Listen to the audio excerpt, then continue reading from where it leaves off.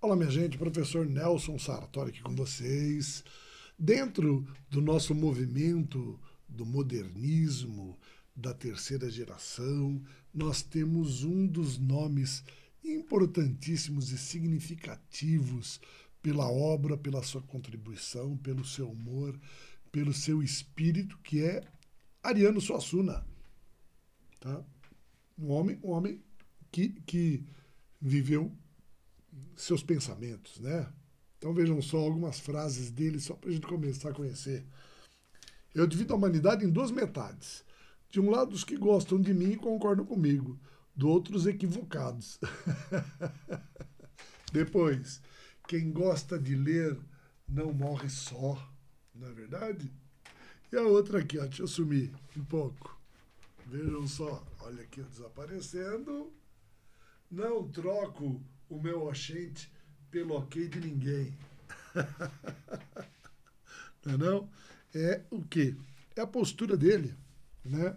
Uma postura irreverente, engajada, tá? E nacionalista, regionalista. Ele é muito importante nesse sentido, tá? A paixão pela sua terra, pela sua realidade. Tá? Então vamos conhecer um pouquinho sobre ele, sobre Ariano Suassuna e a sua obra mais importante, pelo menos a mais famosa, né, que está sempre em evidência, que é o Alto da Compadecida. Então vamos começar. Vamos vendo primeiro a biografia dele, tá?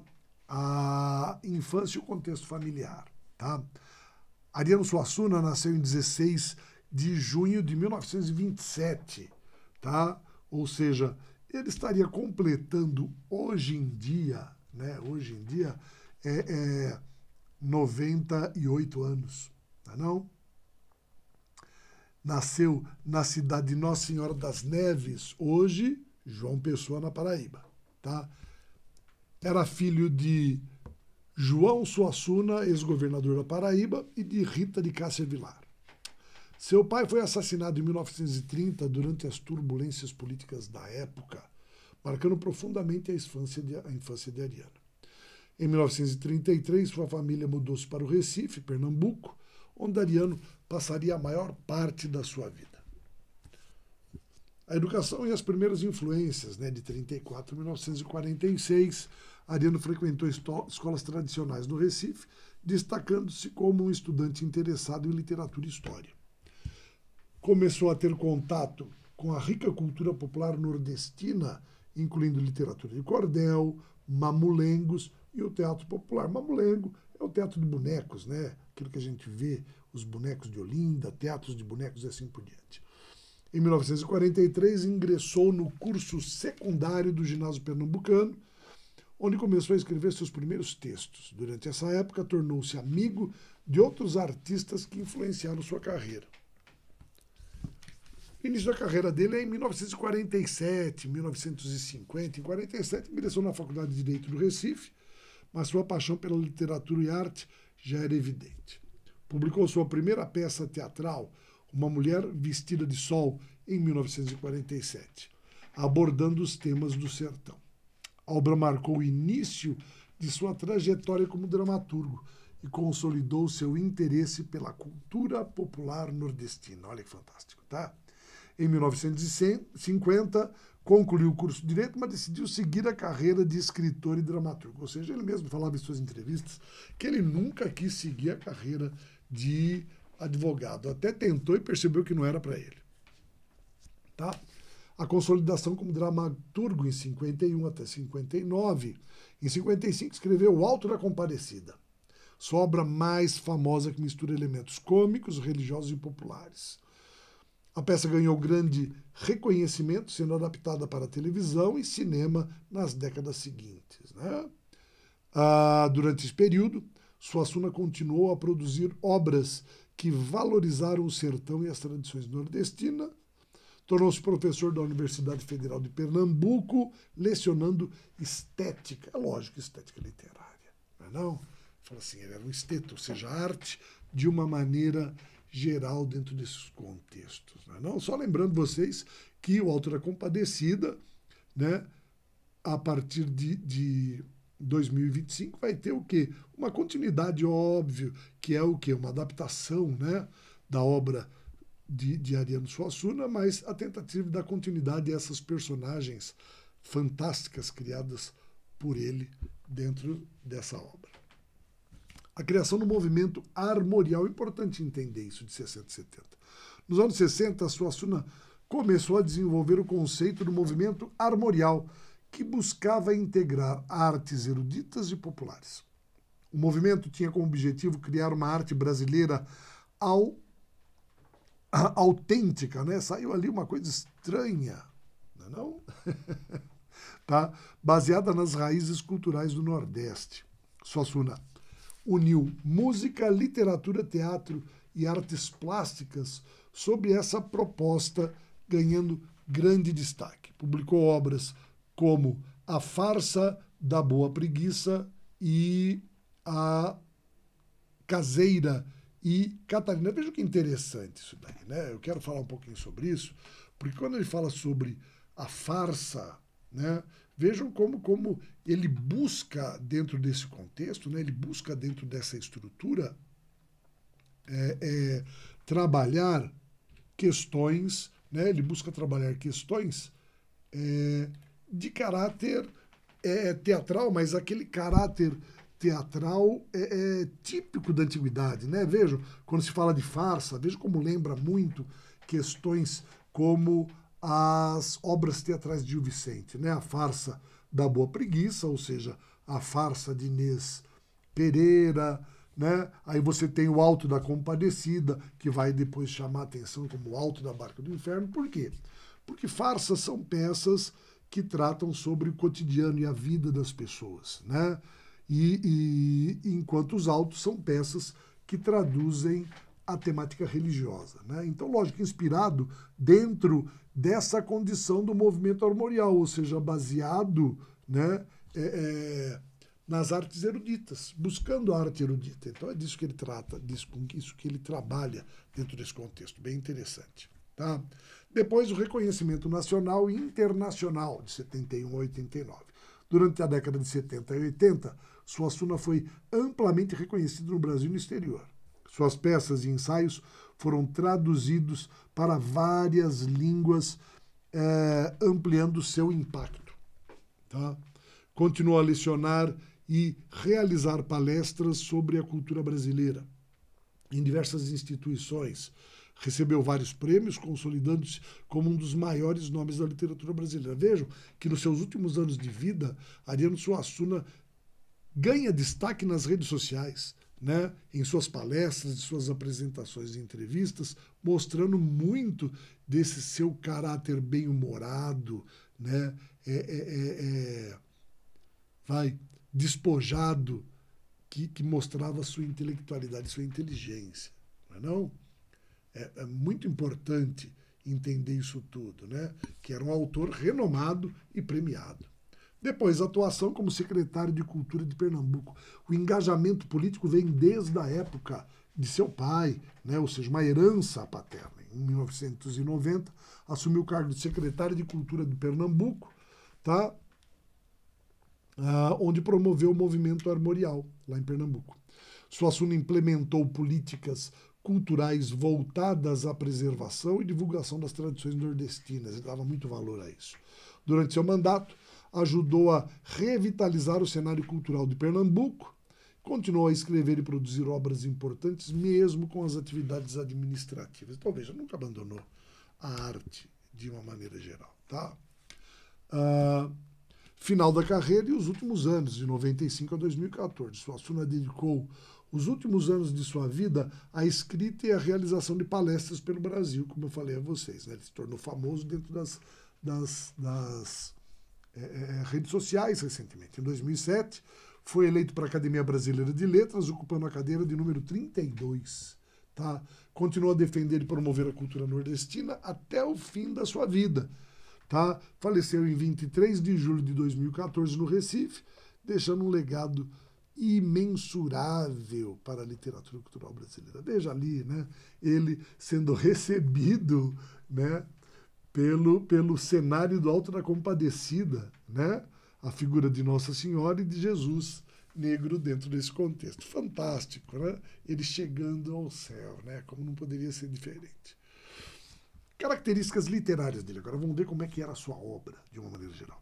Tá, primeiras influências literárias, década de 1940, Suassuna iniciou sua carreira sobre a influência da literatura de cordel, tá? Ou seja, literatura tradicional e popular do sertão nordestino.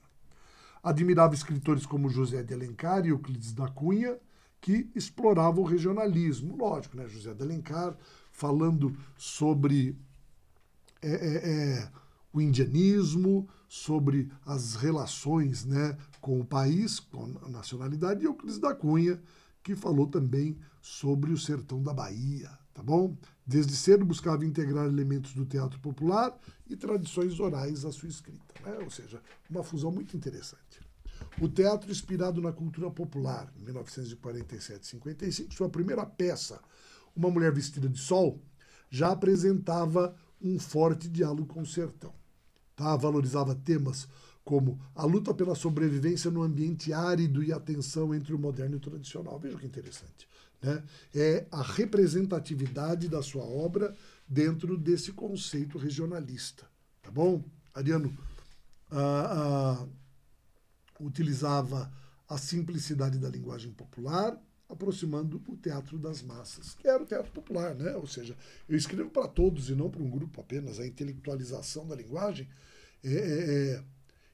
impermeabiliza. Olha que difícil. Ela torna impermeável, impermeabiliza o acesso da população à arte. Então, o que ele faz? Linguagem simples e popular. Não é não? Vamos lá. Humor crítico e moral. Tá? Em Alto da Compadecida, a sua obra que nós vamos trabalhar. O Alto da Compadecida é um marco de sua produção, misturando comédia, tragédia e elementos religiosos. Tá? Suassuna faz uso do humor para criticar a hipocrisia social e expor as desigualdades do sertão. A obra mescla personagens caricatas e arquétipos, criando uma narrativa universal. Então vejam só que os arquétipos são também aquelas posturas, né, criadas, desenvolvidas muito fortemente no teatro vicentino. A criação do movimento armorial em 70, como nós vimos, idealizou o movimento armorial que promovia a integração entre a cultura erudita e popular, defendia a criação de uma arte autenticamente brasileira inspirada nas raízes culturais nordestinas. Sim, ele era de lá, ali que estava o valor de tudo que ele fazia, tá bom?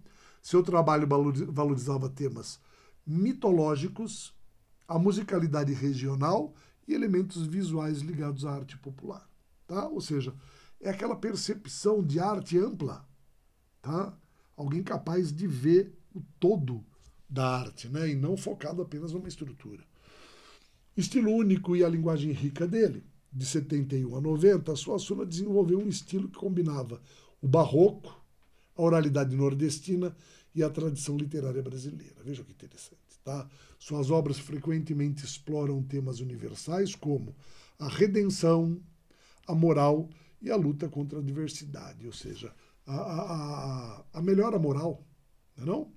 A linguagem de Suassuna é rica em expressões regionais, mantendo o sabor autêntico da cultura sertaneja. Tá? Ou seja, é o que dá graça à sua obra. O impacto e legado literário dele, né, de 1990 a 2014, ano da sua morte. Suassuna tornou-se uma referência na literatura brasileira, sendo estudado em escolas e universidades de uma maneira geral. Suas peças e romances permanecem como exemplos de como a literatura pode dialogar com a identidade cultural de um povo. A defesa da cultura nordestina e seu trabalho no movimento armorial deixaram marcas indeléveis da arte e na literatura do Brasil. Sempre, né?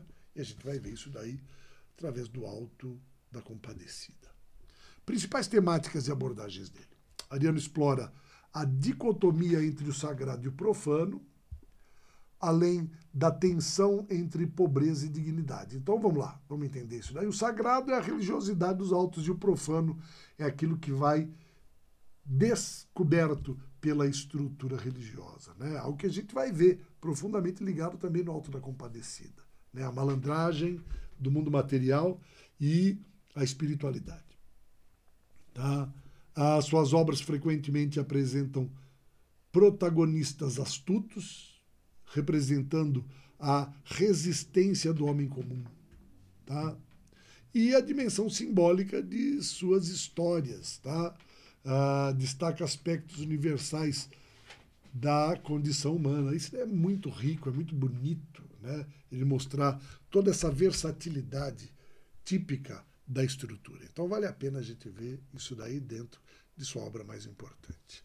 Então a gente vai trabalhar justamente isso. Nós vamos conhecer agora o Alto da Compadecida de Ariano Suassuna, as suas características, a sua especificidade. Aqui você vê o quadro, né, representativo dessa estrutura toda, tá?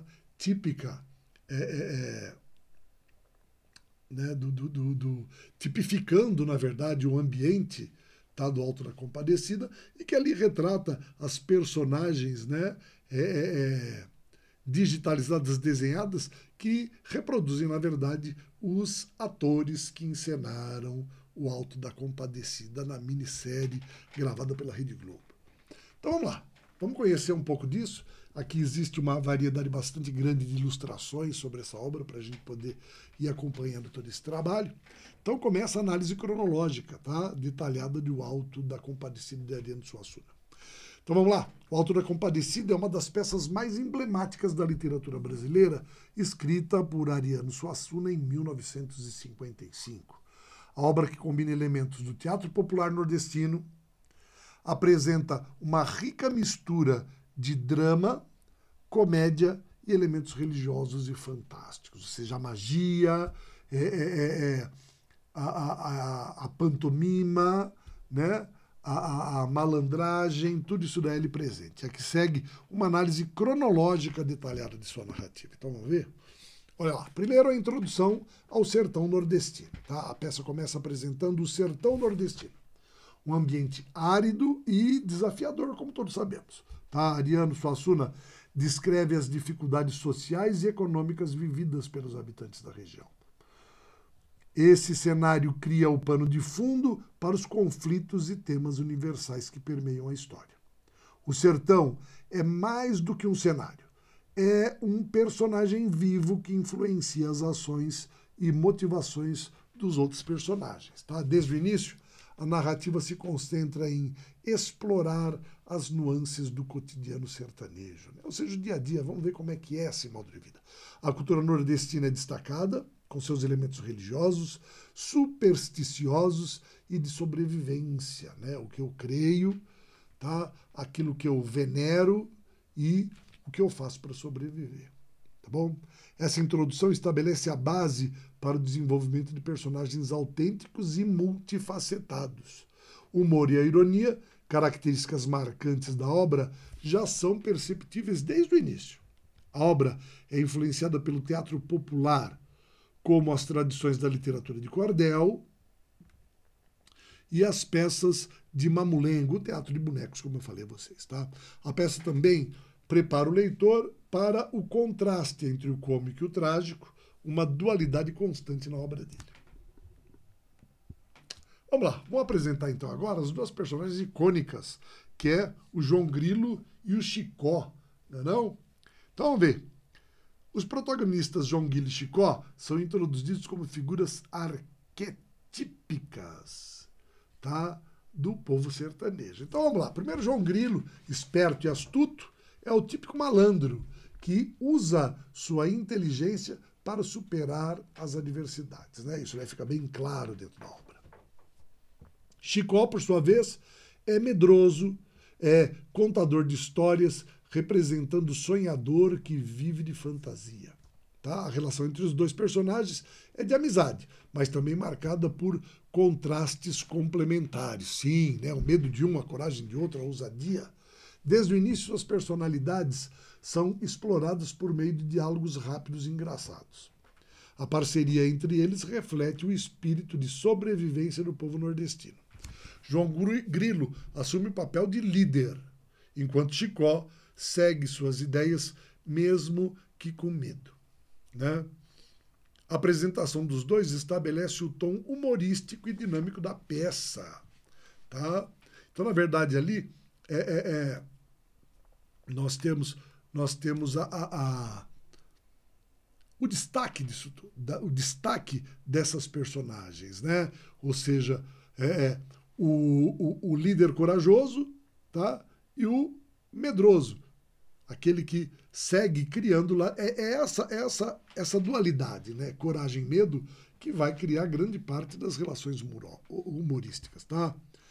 A apresentação dos dois estabelece o tom humorístico e dinâmico da peça, como eu disse, tá? Sua interação com outros personagens destaca as desigualdades sociais e as estruturas de poder no sertão. E a gente vai ver isso daí, tá? Eles simbolizam a luta do homem comum contra as injustiças da sociedade. Eles, dois homens simples, enfrentando o quê? O poder, a riqueza, né? Os valores do coronelismo dentro da estrutura. Depois, a primeira estrutura, que é a construção do padeiro e de sua esposa. Vejam, o casal composto pelo padeiro e sua esposa é introduzido como personagens secundários, mas essenciais para o desenvolvimento inicial da trama. O padeiro é ganancioso e submisso à esposa, enquanto ela é autoritária e supersticiosa. Essa relação cria situações cômicas e satíricas que criticam o casamento por interesse e a hipocrisia, que é o que acontece dentro dessa estrutura. O casal representa uma classe média baixa, preocupada com status e aparências. Vejam ali a representação social.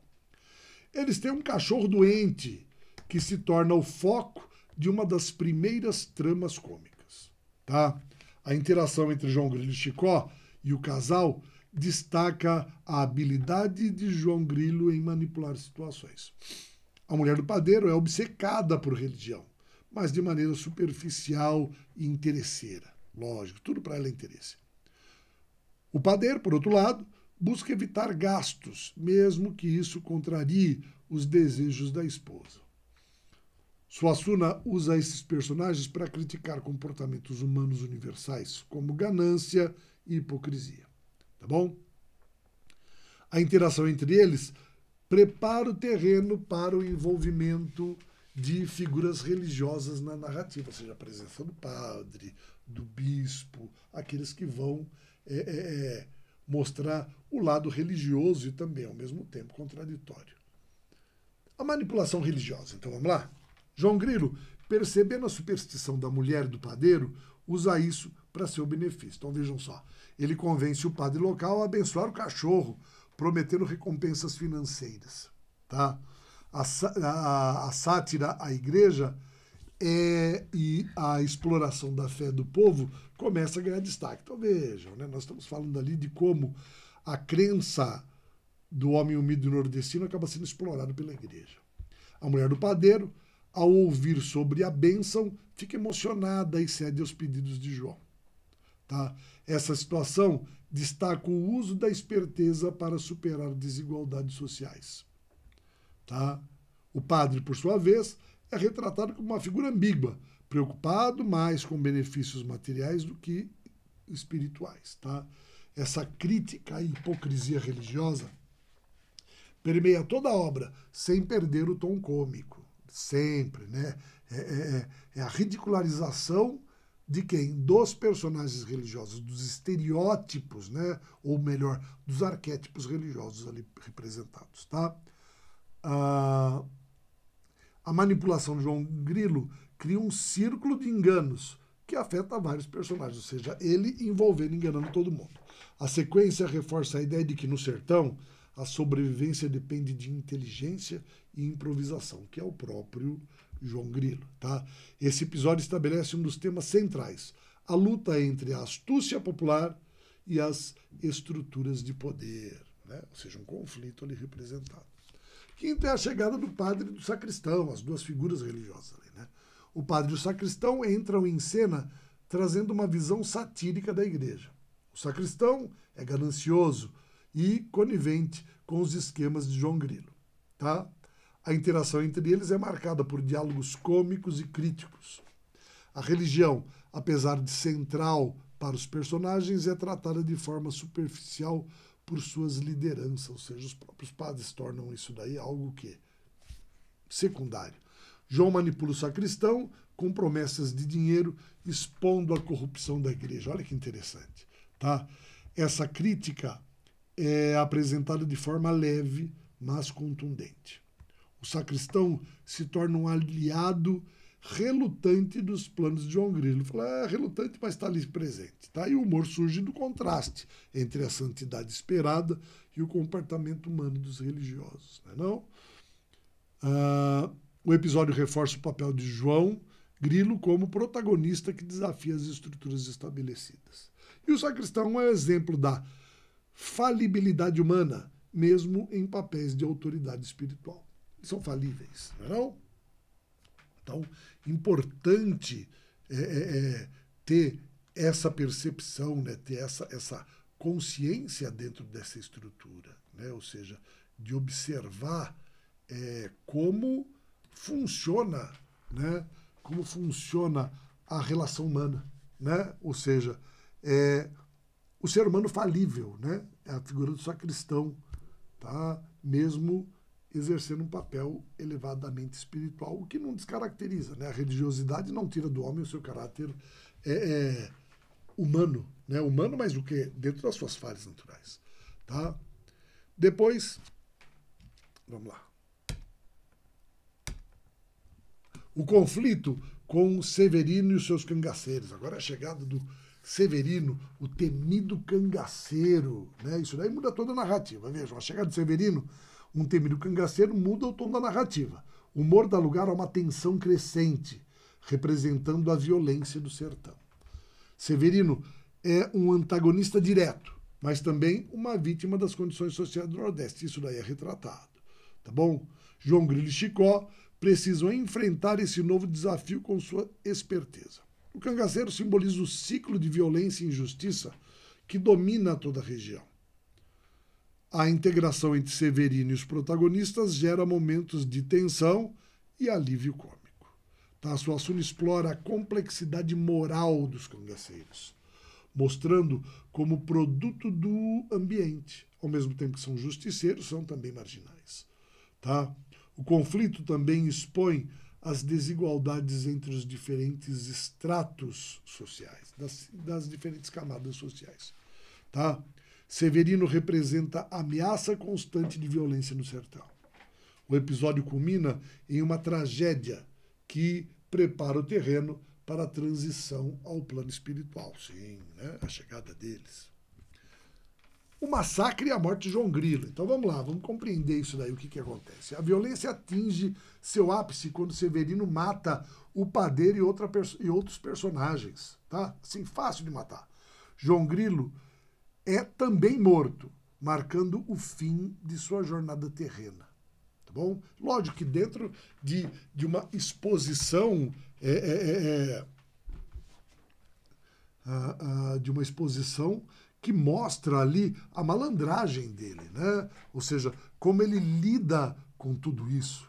Não? A tentativa de enganar Severino que acaba sendo morto na busca de redenção, né? E que lá se encontra no outro plano junto com o próprio João Grilo, que morreu pela bala do capanga de Severino. Não? Então vamos lá. Então o João Grilo também é morto, marcando o fim da sua jornada. Sua morte é simbólica, representando a transição entre o plano físico e espiritual. O episódio é marcado por um tom trágico, tá? Contrastando com o humor anterior. A morte de João Grilo é o ponto de virada para o julgamento celestial. Tá? Suassuna utiliza esse momento para reforçar a fragilidade da vida no sertão. A cena destaca a inevitabilidade da morte como elemento universal. Todos vão morrer. Apesar da tragédia, há um senso de justiça poética na narrativa. A morte de João prepara o leitor para reflexões mais profundas sobre moralidade e redenção. Tá? Esse evento estabelece a conexão entre o mundo terreno e o mundo espiritual, que é a marca importante disso tudo. E aí vem o julgamento celestial. A segunda parte da peça se passa no plano sobrenatural, onde os mortos são julgados. Tá?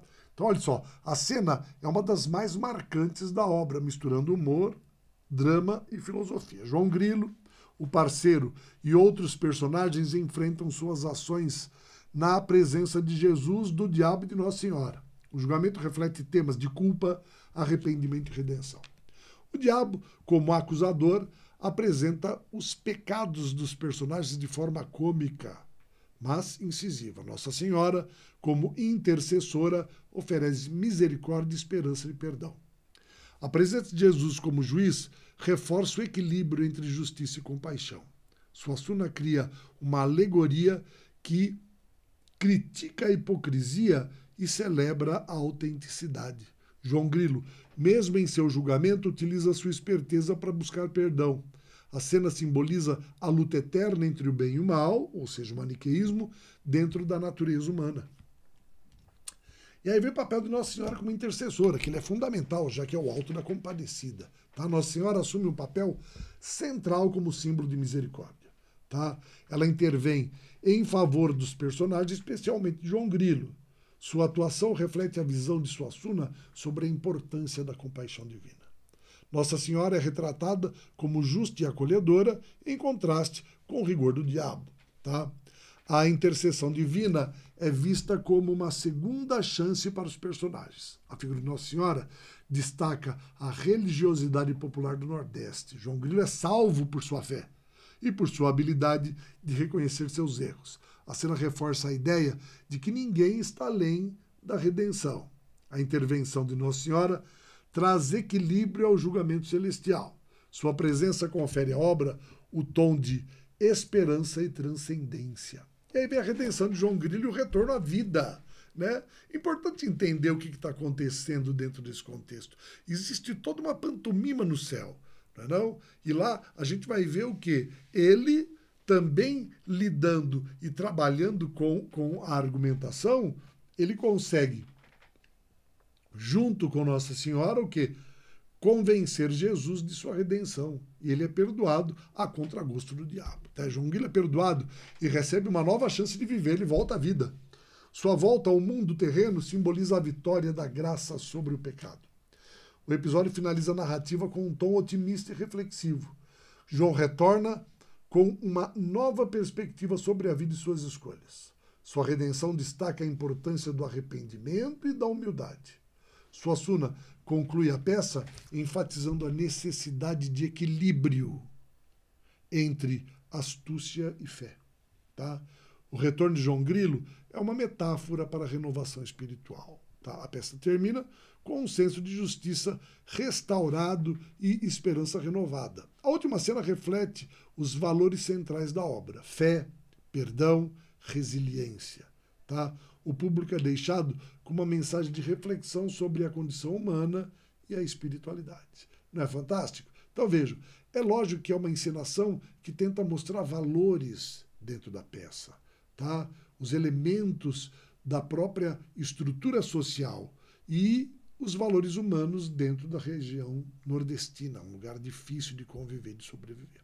Tá certo? É uma obra primorosa que vale muito a pena ser lida e relida, dada a sua construção artística, a linguagem empregada e os contrastes entre o humor, logicamente, né, e as questões de aguda violência presentes no Nordeste. Tá certo, minha gente? Então, um bom trabalho para todos vocês, tá? Uma boa leitura e nos vemos em breve. Até mais.